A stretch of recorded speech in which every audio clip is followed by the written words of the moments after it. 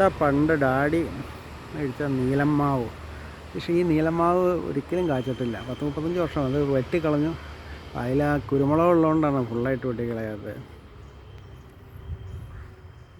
ഇത് ബഡാണ്. ഞാൻ ആ ബാക്കിൽ കണ്ടില്ല, ഇവിടെ ഒരു ഇവിടെ ഒരു മഹാഗണി വെട്ടിക്കളഞ്ഞായിരുന്നു. ഒരു തെങ്ങ് വെട്ടിക്കളഞ്ഞു. തെങ്ങ് മണ്ട മറിഞ്ഞു പോയി. തെങ്ങ് അപ്പോൾ ചെമ്മഞ്ചള്ളിയുടെ അരികെ. അപ്പോൾ ആ തെങ്ങിൻ്റെ 2 കൈ മാറ്റി വെച്ച് അവിടെ ആ ഏരിയയിൽ ഒരു ബഡ് പ്ലാവ് ഉദ്ദേശിക്കുന്നുണ്ട്. ആ തെങ്ങിൻ്റെ ഇതിൻ്റെ ഇടയ്ക്കായിട്ട് ഒരു ബഡ് പ്ലാവ്, ആ ഏരിയ, ആ തെങ്ങിൻ്റെ ആ ലൊക്കേഷനോട് ചേർന്ന ഒരു ബഡ് പ്ലാവ്. ഇവിടെ ഒരു ചെറിയ ഗ്യാപ്പ് നമുക്ക് ഫീൽ ചെയ്യും. ആ ഗ്യാപ്പ് കുറയും, പക്ഷേ അതിൻ്റെ ബാക്കിൽ ചെറിയ സ്പേസ് ഉണ്ട്. അതുകൊണ്ട് അവിടെ ഒരു ബഡ് പ്ലാവ് കൊടുത്തേക്കാന്ന് വെച്ചു. ഈ ഇപ്പുറം ഒരു നാടൻ ജാതി ഉണ്ട്. ഇതെന്ത് ജാതി? ഇത് മറ്റേ ഗോൾഡൻ ബഡ് ജാതിയാണ്. ഇതും ഗോൾഡൻ ബഡ് ജാതിയാണ്. ഇതൊരു പ്രിയൂര് മാവാണ് ഈ മേളിൽ കാണുന്നത്. പ്രിയൂര് മാവാണ് മേളിൽ കാണുന്നത്.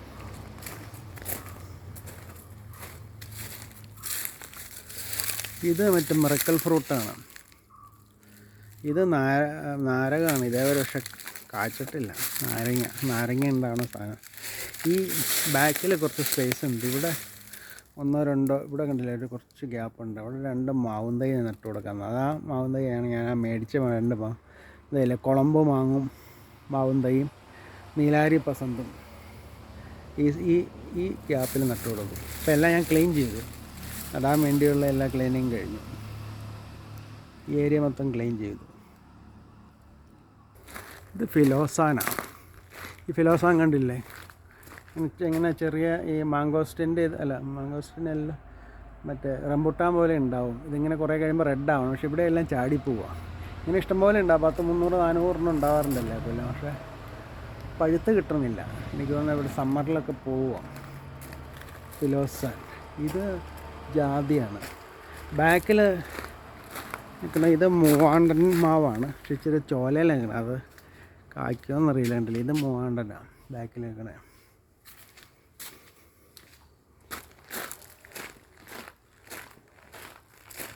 അത് ചന്ദ്രക്കാലനാണ്. സൈഡിലേക്ക് തള്ളിയിരിക്കുന്ന ഒരു മാവ് കണ്ടില്ലേ, ചന്ദ്രക്കാലൻ എന്ന് പറഞ്ഞാൽ ഈ ചെറിയ മാങ്ങ ഉണ്ടാവണം.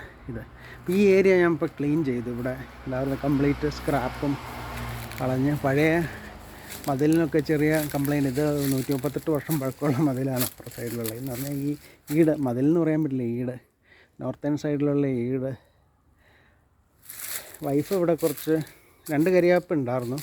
2 കൂടി നട്ടു കൊടുത്തു. ഇപ്പോൾ 4 ഇവിടെ. കരിയാപ്പ് നടാനേ ഇവിടെ പറ്റുള്ളൂ.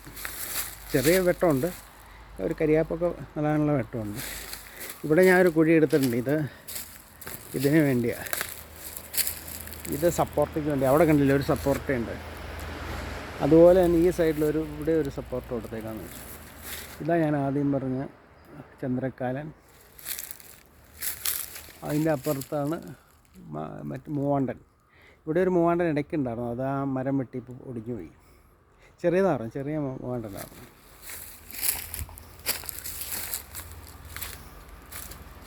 ഇത്രയും വരെ ഞാൻ ക്ലീൻ ചെയ്തു, ഈ ഏരിയ വരെ. ഇനി ഇവിടെ നിന്ന് അങ്ങോട്ട് കുറച്ച് ഏരിയ അങ്ങനെ ക്ലീൻ ചെയ്യാൻ. ഇവിടെ മരം നടാനുള്ള. അപ്പോൾ ഇത് ക്ലീൻ ചെയ്ത് ഇവിടെ നിന്ന് മാറ്റിയിട്ട് വേണം മരം നടാൻ. 2 ദിവസത്തെ വർക്ക് എനിക്കുണ്ട് ഇവിടെ.